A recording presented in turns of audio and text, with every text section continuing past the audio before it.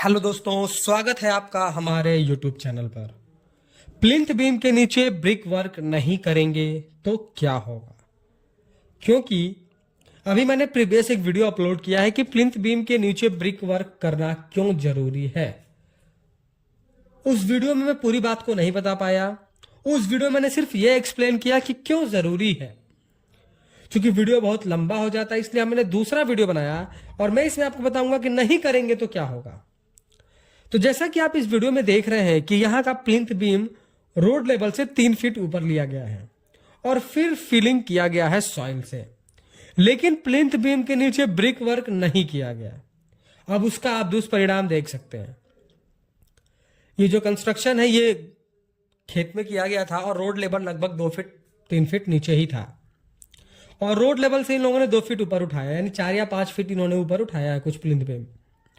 अब 4-5 feet plinth level उठाने का मतलब कि उतना आप फिलिंग भी करेंगे, चाहे आप सॉइल की फिलिंग करें, चाहे आप सैंड की फिलिंग करें या फिर आप स्टोन डस्ट की करें। यहां पर फिलिंग सॉइल की करी गई। एंड मौके पे क्या किया गया कि जो भी आउटर फेसेस थे वहां पे उन्होंने क्या किया, जो भी हमारे सॉइल है उनको बोरे में बंद करके और उनको लगा दिया और उसके ऊपर अपना फर्श वगैरह बना करके फिक्स कर लिया। बाद में बारिश हुई और बारिश होने की वजह से जो बोरे में मिट्टी भरी गई थी वो बहने लगी और आउटर साइड पे ब्रिक वर्क न करने के वजह से पूरा का पूरा सॉइल बाहर की तरफ गिरने लगा, बाहर की तरफ बहने लगा। और उसका दुष्परिणाम क्या हुआ कि फ्लोर में क्रैक हो गया। आप देख सकते हैं कि अगर इस तरीके से मिट्टी पूरी बाहर की तरफ बह जाएगी जैसा आप वीडियो में देख रहे हैं तो फ्लोर के नीचे मिट्टी बचेगी ही नहीं, तो फ्लोर आपका धंसना चालू हो जाएगा।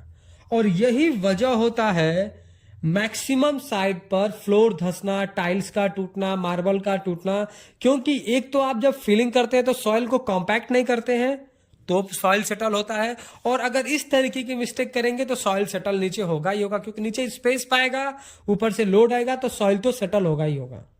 तो फ्लोर क्रैक हुआ। यहां तो सिर्फ अभी पीसीसी करके काम चलाया जा रहा था, तो यहां का पूरा पीसीसी जो है क्रैक कर गया। सबसे बड़ी प्रॉब्लम क्या हुई कि अब ये इतना ब्लैंक जगह 3 फीट 2 फीट का दिख रहा है कि अब सिक्योरिटी की प्रॉब्लम आ गई है कि इसमें घर में जानवर आ सकते हैं, इस घर में रखे हुए सामान की चोरी हो सकती है, लाखों का नुकसान हो सकता है। क्योंकि जब फ्लोर क्रैक हो गया, सॉइल बह गया, उसके बाद आपने फ्लोर का जो पीसीसी कराया वो भी पूरा वेस्ट हो गया और अब जो है आपको ये काम फिर से करना पड़ेगा। अब यहां पर प्रॉब्लम स्टार्ट होती है। ऐसा नहीं है कि यही सिर्फ प्रॉब्लम है कि आप प्लिंथ बीम के नीचे ब्रिक वर्क नहीं करेंगे तो जैसा वीडियो में आप देख रहे हैं इस तरीके का हाल आपके भी प्रोजेक्ट का होने वाला है। ये तो बिल्कुल फिक्स है। इसके आगे भी चीजें भी और भी एक्सपेंड होती हैं और भी चीजें खराब होती हैं। कैसे? पहले तो आप ब्रिक वर्क नहीं कराते हैं, आपको समझ में नहीं आता है, और जब आपको चीजें नुकसान होने लगती हैं आपकी तो फिर आप कहते हैं कि आप ब्रिक वर्क करा लेना चाहिए। और अब आप रिपेयर करेंगे, ब्रिक वर्क करेंगे तो पहले तो आपको गड्ढा खोदना होगा, आपको एक लेबर कॉस्ट एक्स्ट्रा लगेगा। फिर आप नीचे से ब्रिक वर्क करते हुए आएंगे तो जब नीचे से आप ब्रिक वर्क करते हुए आएंगे तो ऊपर वाले बीम जो हमारा प्लिंथ बीम है उसमें ब्रिक का प्रॉपर ज्वाइंट नहीं होगा, क्योंकि बीम पहले कास्ट हो गई है और ब्रिक वर्क हम बाद में कर रहे हैं।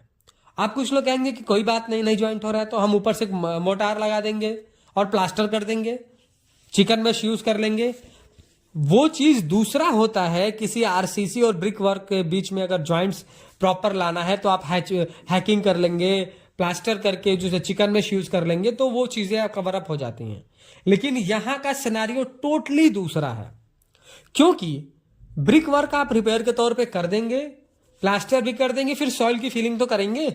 और जब सॉइल की फिलिंग करेंगे तो इतने बड़े एरिया में जाकर सॉइल डाल रहे हैं तो सॉइल बाहर की तरफ प्रेशराइज करेगा ब्रिक को, और ब्रिक आपका अच्छे से बॉन्ड ही नहीं हुआ है कॉलम के साथ, ना ही बीम के साथ, तो ब्रिक वर्क तो वैसे ही टूट के गिर जाना है। तो इसके लिए सबसे बेस्ट चीज क्या होती है कि जो भी नींव प्लिंथ के नीचे तक, अक्सर आपसे कहा जाता है कि आप पहले प्लिंथ बीम के नीचे तक का काम करवा रहे हैं तो पहले ब्रिक वर्क करें फिर बीम की कास्टिंग करें। उसके सबसे बड़े फायदे क्या होते हैं कि ब्रिक वर्क कंप्लीट हुआ रहता है तो उसी के ऊपर हम दोनों तरफ से शटरिंग करके बीम की ढलाई कर देते हैं, तो बीम के डेड लोड से भी हमारा ब्रिक वर्क दबा रहता है और दोनों के बीच में जॉइंट एकदम प्रॉपर रहता है, क्योंकि पहले हमने ब्रिक वर्क करा है, बाद में हम बीम की कास्टिंग कर रहे हैं। तो उस समय पे अगर लोड आएगा भी, प्रेशराइज करेगा भी मिट्टी का लोड, तो हमारा ब्रिक वर्क में क्रैक आने के चांसेस भी बहुत कम होते हैं। गिर जाने की तो बात छोड़ दीजिए, क्योंकि ज्वाइंट बिल्कुल प्रॉपर होगा, बॉन्ड बिल्कुल प्रॉपर बनता है। तो यहां पर एक और ये भी प्रॉब्लम है कि ऐसा नहीं है कि आपने मिस्टेक पहले कर दिया, बाद में आप रिपेयर करेंगे तो ठीक हो जाएगा, फिर बाद में आपको प्रॉब्लम आनी ही आनी है। तो इसका सबसे आसान तरीका और सोल्यूशन ये है कि आप ब्रिक वर्क ना करके आपने प्लिंथ बीम में जगह जगह पर 6 इंच बाई 6 इंच का स्पेसिंग दे करके सरिया डालें, और फिर आरसीसी का 4 इंच का ब्रिक 4 इंच का जो है आप वॉल खड़ा कर दें। ब्रिक की बजाय आप आरसीसी वॉल खड़ी कर दें, जो कि आपके लिए ब्रिक के मुकाबले एक्सपेंसिव भी होगा, पर आपको काम तो करना है, चीजों को ठीक तो करनी है।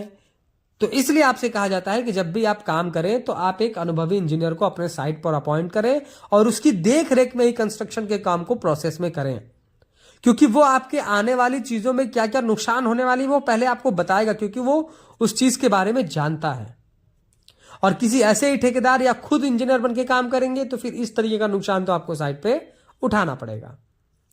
वीडियो पसंद आया हो तो प्लीज वीडियो को लाइक कर दो, और अगर चैनल पर नए हैं, कंस्ट्रक्शन से रिलेटेड ऐसे ही इंफॉर्मेटिव वीडियोज इन फ्यूचर देखना चाहते हैं तो प्लीज चैनल को सब्सक्राइब करके बेल नोटिफिकेशन को ऑल पर प्रेस कर दें। Thank you.